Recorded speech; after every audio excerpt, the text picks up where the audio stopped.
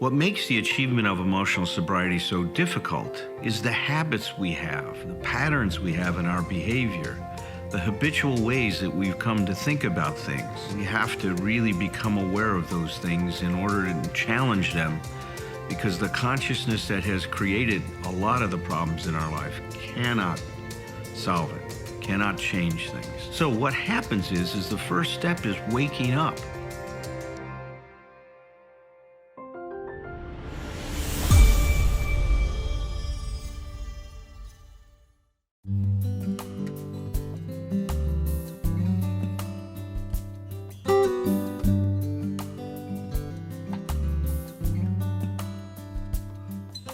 We are on step 5. I believe this is our third, maybe our fourth week in discussing step 5. Last week, Roger, Raj, you just did a great job in talking about this step. And I just love the question you started out. How can we raise our self-esteem by looking at all our faults? I mean, it was what a great question you posed to us. Well, tonight, Thom Rutledge, my dear friend and colleague, is going to kick us off with the discussion, and Roger, Herb, and I will join him after he shared with us his nutshell wisdom. Get ready for Thom Rutledge's nutshell wisdom. Thom, good evening. Hello. Here's my little kitty cat. Hello. Is Good to be here. Good to be here. I'm going to start by Brian's going to help me out here because he's technologically savvy. I'm not. We're going to play a song. I'm going to play a fifth step song. Al, can you make me co-host real quick so I can play the song? Yes. Hold on. Well, Thom, can you do that? I can't. You have to. I have to do it. Where is he? There he is. I'll talk. So that puts me to the top. You should see me on the participant. You know, there we go. Hold on. Well, our time is up. So anyway, let's get to our. Well, that didn't fucking work. Oh, you got it. All right. Brian, Perfect. I did it. Yay! Okay, now I'm ready when you are, Thom. Just all right. Well, let's just start. This is a song by a fellow by the name of Matthew West, and so if you're looking for him, that's pretty easy. Remember, just Matthew West, and I think you'll like this song.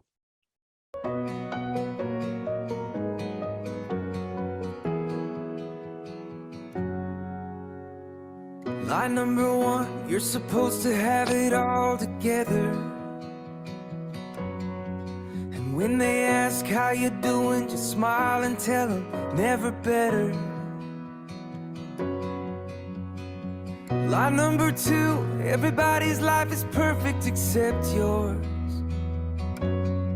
So keep your messes and your wounds and your secrets safe with you behind closed doors. But truth be told, the truth is rarely told. I say I'm fine, yeah I'm fine, oh I'm fine, hey I'm fine, but I'm not. I'm broken, and when it's out of control I say it's under control, but it's not. And you know it, I don't know why it's so hard to admit it, when being honest is the only way to fix it. There's no failure, no fall, there's no sin you don't already know. So let the truth be told.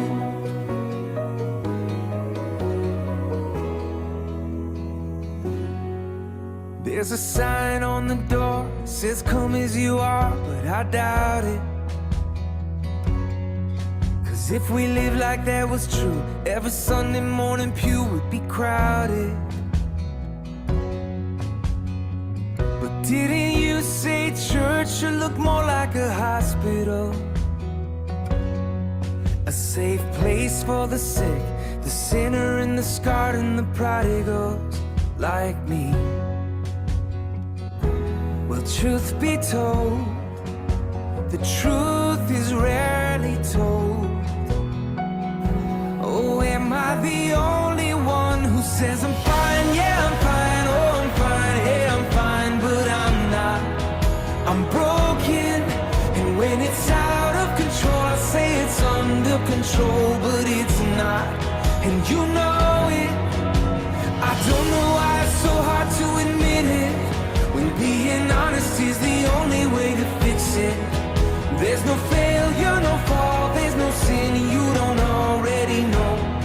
So let the truth be told. Can I really stand here unashamed, knowing that your love for me won't change?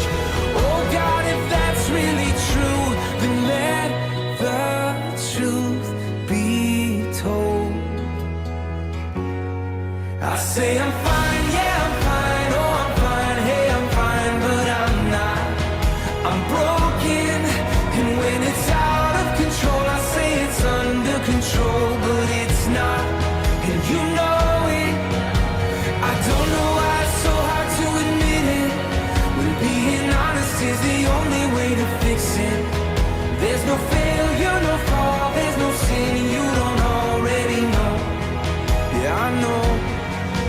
There's no failure, no fall, there's no sin you don't already know. So let the truth be told. Thanks, Brian. The name of that song is "Truth Be Told" by Matthew West. I love that song. I've been playing music and treatment workshops forever and ever and ever, and this is one of my more recent additions, but one of my favorites to do that. And it's exactly what we're talking about. I think step 5. Well, I'll tell you what. I'll start with just a line from the very first paragraph in the 12 and 12, just toward the end. Scarcely any step is more necessary to long-term sobriety and peace of mind, which I think is emotional sobriety, than step 5. And when I say peace of mind is emotional sobriety, I don't mean everything's happy, peaceful all the time, but peace of mind to me really means what we're looking for here, which is stability, which is a way of being calm, even in the storm, is hopefully what we're doing. So to me, what I did in just thinking about this is, I just thought self-esteem, step 5, and what I keep coming back to is just, this is about wide open honesty. One of the things, it says the step itself says it's to admit to God and another human being. But before it says God and another human being, it says admit to ourselves. Yeah. That's the deal. This is what this is about. This is the change for me. I think about when I was in therapy for a long, by the way, if anybody ever tells you can't benefit from therapy if you're an alcoholic and still drinking, it's bullshit. I benefited a lot from a lot of therapy. I could have been better. I could have done I could have done more, but I can tell you that without ever thinking, most of the time thinking I was doing it, I went through lots and lots of therapy, including individual and couples therapy in my first marriage, without ever anything about alcohol coming up at all. I was able to maneuver through that entirely. This was not a person who could be characterized by honesty. So it's like it's amazing when we get to step 5. And I love how Alan puts it together when each one builds on the other. But when you get to step 5, I just keep going wide open. Just throw the double doors open. This is the place where we're really going to risk letting ourselves be known. To me, this is like, think about the people that you would invite into your house, even if you hadn't cleaned it up. It's like the people I don't feel like I have to even pull the blankets and sheets off the furniture that's always on our furniture around here to keep the fur from the cats and the dogs off. It's like people that always just say, if you come into the house and it's a mess, it's a wreck, then what is your family. And that's what we're looking for when we're looking for people who is the person or people we're going to share this level of honesty with. And it's freedom. It's absolute freedom to we're only as sick as our secrets. It's like You know, and secrecy, I always want to point out, secrecy is different from privacy. It doesn't mean you have to tell everybody every damn thing. It's like, no, you don't. We don't have to do that at all. But we know what a secret is. A secret is something that we keep from other people, or a secret is something that we keep compartmentalized. This is one of the things I think step 5 is a real opportunity for us to take down the walls of our compartmentalization. And what I mean by that is, you know, certain things I'll let people, you know, I've deluded myself for a while in the idea that, you know, I was a real open, honest guy, but it's because I would let certain people, certain situations, certain groups know certain things about me, but otherwise I would keep other things from them. Nobody ever had the whole picture. That's what step 5 is for me. It's this grand experiment, and this introduction is, you know, because to me, it's not, you know, it's a change of way of life. It's not I'm going to do this one time and that's going to be it, or I'm going to do this every now and then I'm going to do it. It's like I'm really learning how to be wide open. And really, when we talk about, you know, what we share in step 5, the exact nature of our wrongs, it goes to a question I ask clients sometimes in therapy, which is somewhere, you know, if we're kind of going along and we have some more minutes in the session, and we're not really talking about anything in particular at that time, I will ask the question, okay, well, tell me what's something that you really don't want to talk about in therapy today. You know, and we don't have to talk about it either. They can say, you know, I know there is something, but I don't want to talk about it. I go, okay. Or they can tell me what it is and say, okay, so do you want to talk about it? And a lot of times we will talk about it, but other times we'll just say, well, let's, you know, it's at least bring it to light, dog ear that, and we'll get to it. But it's like, I think that's a question we can ask ourselves. And with step 5 is, what are some things I don't want to say? What are some things I don't want to share? And compassion is so much a part of all of this stuff. So what that means is even talking to myself, because that's the hardest thing, is to be compassionate with ourselves. But if I say, you know, what's something I don't want to, I don't really want to share here, and I'm aware immediately, usually if you ask a question like that, you immediately know, oh, there it is. You know, it doesn't, I'm not saying, okay, well, then what we're supposed to do is supposed to, you know, kick our ass and make ourselves share that. It's like, no, we should challenge ourselves to stretch out of that comfort zone and get in there and do that if we can. If not, we can come back to it. But at this point, to me, the self-esteem that comes from step 5 is this idea that the way I measure myself from here forward in my life can be different. I'm not measuring myself according to what other people are going to think of me. I'm not measuring myself according to expectations that I have built up in myself or that I've adopted from my family. I'm going to simplify things in my life, and I'm going to measure myself according to my own integrity, my own honesty. And so if self-esteem is based on, is in large part on how honest I'm being with myself and with others, then that means that some days are going to be pretty tough days in which my self-esteem is going to be strong. Because I'm going to say, okay, this was a tough day, or if I'm a client in a session, or if I'm having a heart-to-heart with you know, my friend Alan, and we're talking about this, like that was a tough conversation to have. But I feel good about myself, not like I feel good, I feel so happy, but I feel solid about who I am, and it's such a more tangible way of measuring ourselves day to day. It's a way, and I think Roger talked about this last time, or has recently talked about getting on your own side, you know, not being against yourself, but it's also about, in step 5, it's also about not being against anybody else in particular either. It just means, no, I'm really focused on my part of these things. It doesn't mean other people don't have their shit. It doesn't mean other people haven't done things to me or at me or whatever. What it means is that's not the most important thing. And I'm going to begin to measure myself, have my self-esteem established based on what matters to me the most, which is my value system, what really matters to me, and how congruent am I living according to my value system.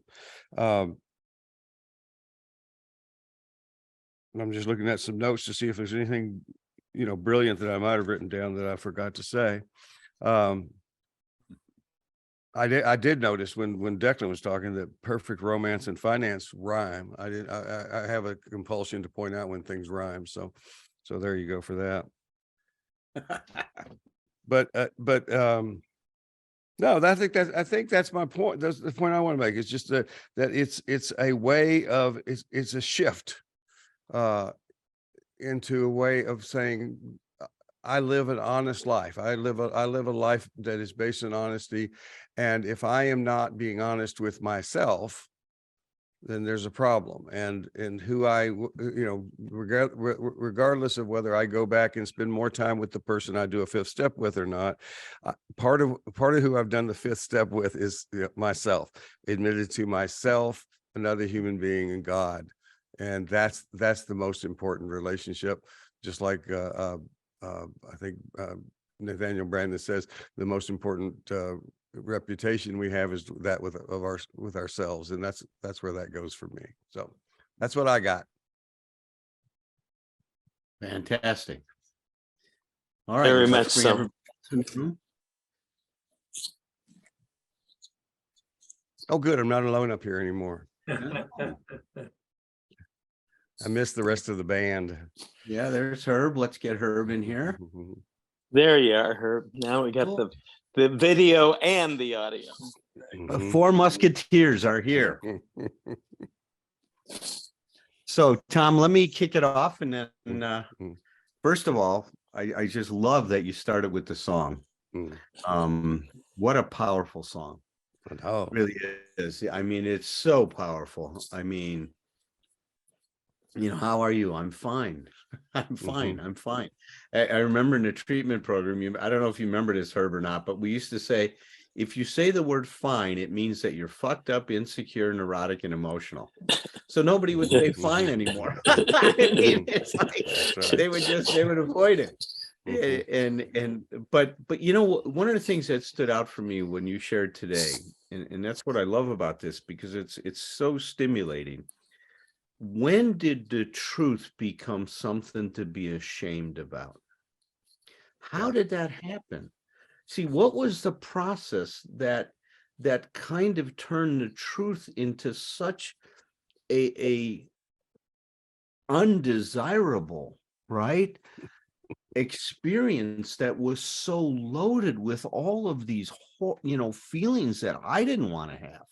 Yeah. And when I was answering that, when I was thinking about the answer to that to myself, it was that I always had this idea that I was supposed to be something more than I was. And so who I was never enough. I felt so unworthy in my existence, unworthy of being loved, unworthy of even participating in the world, in humanity. It was like, it was the feeling of being an imposter all the time. And I was afraid even just different, because everything was so much comparison. It's like I could spend time with you and then come away with a comparative and feel down about myself because I'm not like something you are, then go over and spend time with Herb and have something entirely different that I'm beating myself up for, because it's just based on comparison. And it's not even about something I'm necessarily lacking as much as it's something I see in somebody else that if I were stable enough, I would actually just admire, or appreciate. But instead, I would use it to become more selfish. When I finished boot camp, they come along and they give everybody the globe and anchors, right? To say you're now a Marine. I felt like I somehow fooled them all and somehow tricked them. And somehow I shouldn't have had this globe and anchor. Everybody else in the platoon deserved it, but I didn't. It's like it, but that haunted me my whole life. And so when Roger said that last week, is like, how is it that telling the truth can start to set you free? That required the shift you were talking about. Yes. The shift in consciousness. I mean, to starting to see that as a door to freedom rather than as the walk of shame, right? That's such a big shift. So I really appreciated what you did tonight. Thank you. Good. Thanks. Rod, you want to go ahead? Sure. I just really like the way you said that. Honesty is a door to freedom rather than as the door to shame, or as the walk of shame. I remember, as you were talking, Thom, the quote from Carl Rogers, the famous psychotherapist that is cited a lot, is so relevant here. I think what I am is good enough. Yes. If I would only be it openly. Right. And it's extremely relevant, it seems to me, to step 5. Right. What I am is good enough. Not perfect, not even great, sometimes pretty shitty. Okay. If it's me. All right. But what I am is good enough. If I would only be it openly, because therein is a powerful message about self-acceptance. Right. But it's also a powerful message about how to change. Right. If I'm not happy about who I am, as the singer of that song said so well, said so well, the pathway is more honesty. And I certainly don't pass that test all the time. But here's the thing. I remember Nathaniel said once, when it matters to us, he didn't say in every moment. He used the example where, if a robber comes to your door and you heard them coming and you told your kid to hide, and the robber comes in and says, "Are you alone?" I'm not necessarily going to tell the truth in that situation, right? he would emphasize a lot that, a lot of things are contextual, right? But still, when it matters, every time we tell the truth when we're tempted not to, our self-esteem goes up a little bit. And every time we lie, when we're afraid to tell the truth, not in that kind of situation where something's really at threat, but just, for my ego needs, or to be seen a certain way, or not to be thought of badly by somebody, that's the province that he's talking about. Every time we lie, our self-esteem gets ever so slightly diminished. And again, I don't like to get too black and white about that, but it made a good point, because I've had the experience many times of finding the courage to speak my truth, or speak what I saw as the truth about something in the outside world as well, not just my inside world. But I've had that experience of, I feel better about myself when I hold on to and express my truth. So I love that you chose that theme to kick things off tonight. Thom. As I was thinking about tonight's meeting, there was one other quote. It's from his writings on self-acceptance, from Brandon. "I cannot forgive myself for an action," and I would add, or words, "I will not acknowledge having taken." Or I would add, or said, "I cannot forgive myself for an action I have not acknowledged having taken." Right. And that also seems very relevant to this discussion.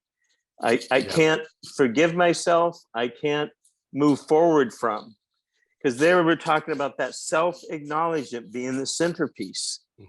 Right. I can fool other people a lot. I can even fool myself.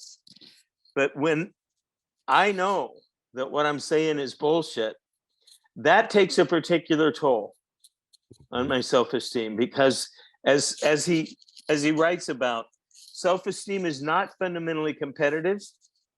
It's not fundamentally comparative. We can always find a particular person or a particular thing to boost our self-esteem if we're making it comparative. It's our self-evaluation. And like you said, it's my evaluation of how well my living is matching up to my values. My values, right? So I was very taken with what you had to say tonight, and with the song as well, Thom. So thank you for that. Yeah.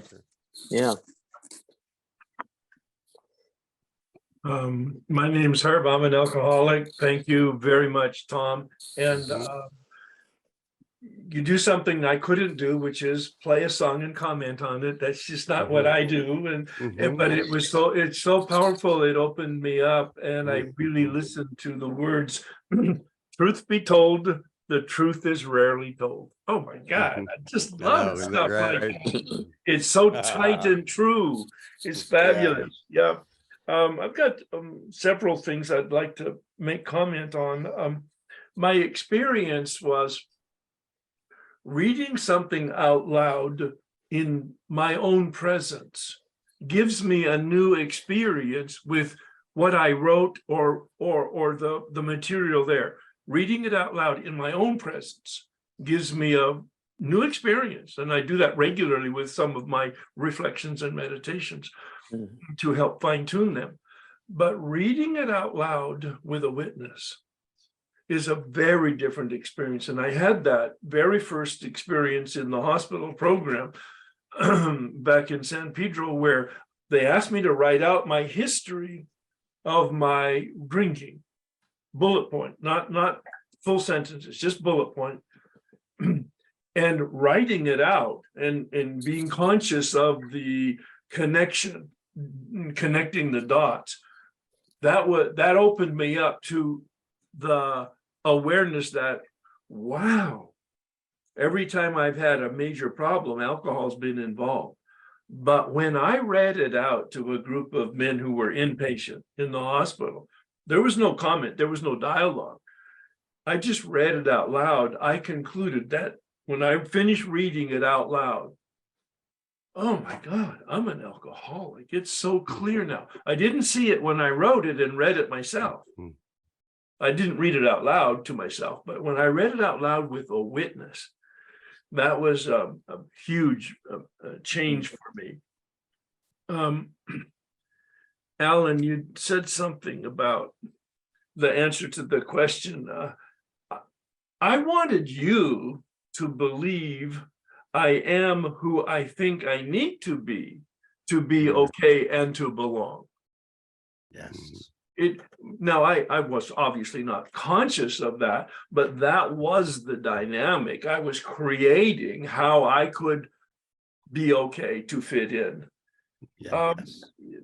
I think one of you, I think Alan maybe made a comment about, oh no, it was Thom, about the mental hospital. I consider meetings the outpatient ward of mental hospitals. That's where people go to hear themselves and to hear the lies and to hear the experience and to hear the results and that kind of thing. I think it's interesting, and these are somewhat connected thoughts, that the word sin, which is in the song, the sin, it's got such a negative, obviously, connotation, but as I understand it, it comes from archery. Sin means missing the mark. Now, not in my training, sin didn't mean missing the mark. Right. But it's so gentle. It's so like, oh, I made a mistake, but it doesn't name me. I can now course correct. There was. Speaking of freedom, and that's the way you concluded, somewhat close to concluding. That's the way the big book is structured. In step 2, Bill says, step 2 is the cornerstone for an arch that we walk through to new freedom. Step 3, he says, is the keystone to the arch through which we walk to new freedom. Obviously, if we have an arch with a cornerstone and a keystone, we have a foundation, which is the step 1, which is the defeat that Alan was talking about in terms of the humility, that consciousness of the truth that I'm hopelessly done and defeated and I need to surrender. And then the next time he mentions in the big book, the arch to freedom is at the end of the 5th step. He says, now we have walked through the arch to a new freedom. So this is where we're going. That's the metaphor. Anyway, so I love the images of thresholds anyway, and so many times, because we get to those thresholds and if we're paying attention, we really do pause, and we should pause and, and sometimes hesitate. But I love that when you're with your imagery of the arch and everything, it's like, it's perfect. Yeah. I also want to point out, Herb, that I played the song, but you made more comments about it than I did. So, you've heard it, so it might not have as much impact on you as because I don't actually listen to the words of songs much, and I really did, because I knew it was intentional on your part. So I really appreciated that. Okay, and going back to one thing that Alan said about the best I can do is good enough, that's been my mantra now with my workshops. Do the best you can because it is good enough. And I can't tell you the feedback I'm getting from the people who go, oh, thank you. I can just show up and do the best I can, and it's good enough. Good enough for now. You'll do a little bit better later on, but that's when you can. Yeah, thank you. Yep. Yeah, it's so interesting that we oftentimes lose sight of how we are unfolding, and think of ourselves more in a static way, like this is me. Well, wait a minute. I mean, this is me has changed a lot. Roger knows me, and you know me for a long time, and you guys know me. I mean, in the time you've known me, how many changes have you seen, and that I've seen in you guys?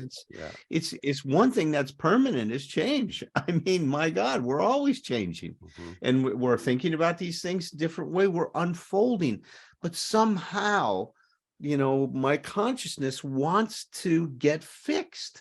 I want to fix myself at this point, and I'm not a fixed thing. I'm an unfolding. I'm fluid. I'm continuing to be and to become. What was that book that Rogers wrote on becoming a person? Is that what the title was, Roger? Right. On becoming a person. And he emphasized the becoming part, right? The becoming part. But somehow, I love how Karen Horney said it. We all have this idea we're supposed to start at the top of the mountain and not climb it. That somehow, if you climb it, somehow then you're less than. I mean, it's weird kind of a consciousness, but it's great. I hear a lot of people criticize the 12 steps, that they're old-fashioned. I can understand that criticism. They were written back in 1935. Some people that are agnostic have difficulty with the word God used in the steps. For me, I look at the process that's involved, the forces that the 12 steps generate are so powerful that I think they're ageless. There's this interesting phenomena that happens when you work the steps. They create a charge and then a discharge. The first step, we're powerless. Our life has become unmanageable. It creates this charge. We're in big trouble and we don't know what to do. And then step 2 comes along and it says we have hope. That charge, that existential crisis that we have is resolved. What's happening here is parallel to life. We charge ourselves when we breathe in. When we exhale, we discharge. That's the rhythm of life. And the way I love to think about the 12 steps, it's helping us get connected to the rhythm of life so we can learn how to show up in a good way.